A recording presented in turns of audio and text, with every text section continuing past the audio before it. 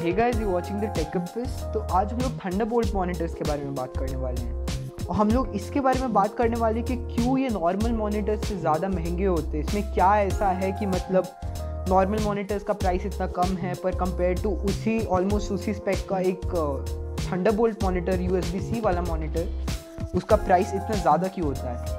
और आप लोग में से ज़्यादातर लोग को ये पता होगा कि इन सारे मॉनिटर्स का स्टार्टिंग प्राइस ही कुछ 40-50,000 का होता है। अगर आपको एक फॉर एग्जांपल एक 20 इंच या 25 इंचेस का मॉनिटर चाहिए, उसका स्टार्टिंग प्राइस ही कुछ 40-50,000 होता है, which leads up to lakhs of rupees.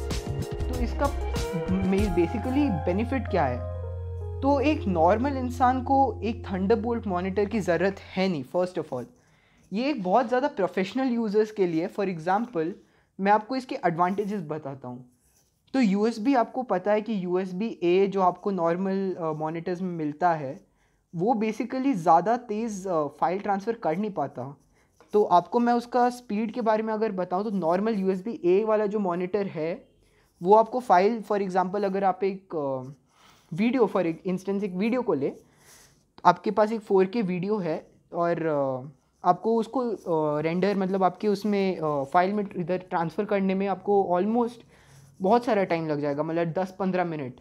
वही चीज़ ये थंडरबोल्ट मॉनिटर 30 सेकेंड्स में कर सकता है या 1 मिनट में कर सकता है। ऐसा उसका रीज़न ये है कि एक नॉर्मल मॉनिटर का मैक्सिमम स्पीड कुछ 5 Gbps या फिर ज़्यादा से ज़्यादा कुछ 10 Gbps तक जाता है और एक थंडरबोल्ट मॉनिटर का speed for transferring files photos videos goes up to 40 Gbps और 50 Gbps, जो एक बहुत ही ज़्यादा एडवांटेज है। मतलब फॉर एग्जांपल अगर आपको एडिटिंग करना है, आप वीडियोस लेते हो, जैसे मैं एक यूट्यूबर हूँ तो फिर मैं वीडियोस लेता हूँ, मुझे भी मेरे लैपटॉप में भी USB-A है, तो एक फ़ाइल को ट्रांसफ़र करने में मुझे 10 मिनट लगते हैं। मतलब मेरे को एक वीडियो जो मैं बेसिकली 1440p में रिकॉर्ड करता हूँ, अपलोड 1080p में करता हूँ, लेकिन रिकॉर्ड 1440p में करता हूँ, उसको ट्रांसफ़र करने में 10 मिनट लगते हैं।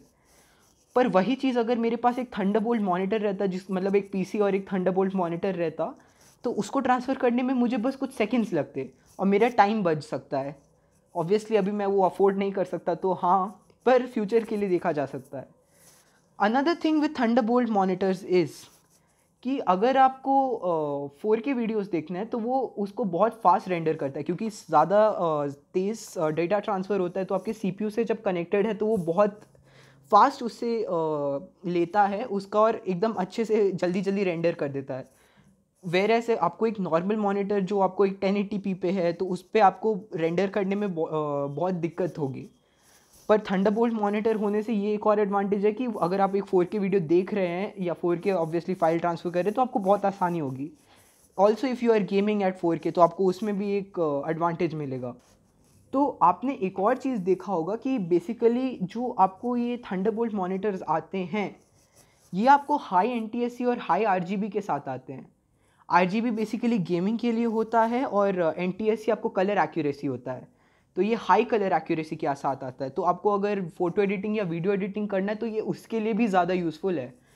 पर अगर आप मुझसे पूछे कि एक नॉर्मल इंसान को क्या यूज़ आता है, हम लोग इसका क्या करें, उस उतना ज़्यादा वैल्यूबल है, तो कुछ लोगों के लिए एक बहुत सिंपल चीज़ है कि हम लोगों ने सुना है कि time is more valuable than money.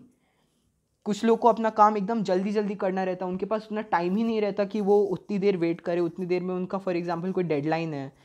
ऐसे फॉर एग्जांपल अगर एक यूट्यूबर का ही ले लें तो उसको रोज़ एक वीडियो पोस्ट करना है, फॉर एग्जांपल उसको शूट करना रहता है, एडिट करना रहता है, उसमें इतना टाइम लग जाता है। पर अगर वो फाइल ट्रांसफ़र होने में, वो रेंडर होने में इतना टाइम लग जाएगा तो फिर फ़ायदा नहीं है। तो बहुत ही ज़्यादा प्रोफेशनल पीपल को उसकी ज़रूरत पड़ती है, नॉर्मल लोगों को ऑब्वियसली ज़रूरत नहीं है। अगर आपको बेसिक गेमिंग करनी है, आपको बेसिक वीडियो एडिटिंग करनी है जिसके लिए आपको कुछ ऐसा रश नहीं है, आपको 1080p पे चल जाता है और आपको उससे ज़्यादा का ज़रूरत नहीं है, तो आप एक नॉर्मल कोई भी मॉनिटर ख़रीद सकते हो जो आपको 20,000 के आसपास में आएगा, जिसका ऑब्वियसली आपको उधर भी कुछ ऐसे मॉनिटर्स होते हैं जिसका हाई कलर एक्यूरेसी होता है। और हाँ, उन लोग में ऑब्वियसली USB-A होता है, पर एक नॉर्मल इंसान को उसका कुछ बहुत ज़्यादा ज़रूरत है नहीं। जो बहुत ही ज़्यादा प्रोफेशनल यूज़र्स हैं जिनको बहुत ज़्यादा हरी रहता है, बस उन्हीं को ज़रूरत है। पर हाँ, क्योंकि जस्टिफिकेशन तो है कि वो उतना ज़्यादा महंगा क्यों है, क्योंकि 40 Gbps 50 Gbps इज़ इंसेन। मतलब इतना ज़्यादा स्पीड पे बहुत जल्दी फाइल ट्रांसफ़र हो जाती है, या कोई वीडियो 4K पे भी है तो वो बहुत जल्दी ट्रांसफ़र हो जाता है। आपको अगर वीडियो एडिटिंग या फ़ोटो एडिटिंग करनी है तो ऑब्वियसली उसमें हाई RGB और हाई NTSC होता है, तो आपको उसमें भी डिफ़िकल्टी नहीं होती। आपको एक 4K वीडियो देखना है, 4K पे गेमिंग करनी है, या फिर कोई एक 4K वीडियो रेंडर करना है आपको एडिटिंग के लिए, तो उसमें भी दिक्कत नहीं होगी। तो इन सब कारणों की वजह से उसका प्राइस ज़्यादा होता है, अदरवाइज़ उसकी कोई ज़रूरत नहीं है।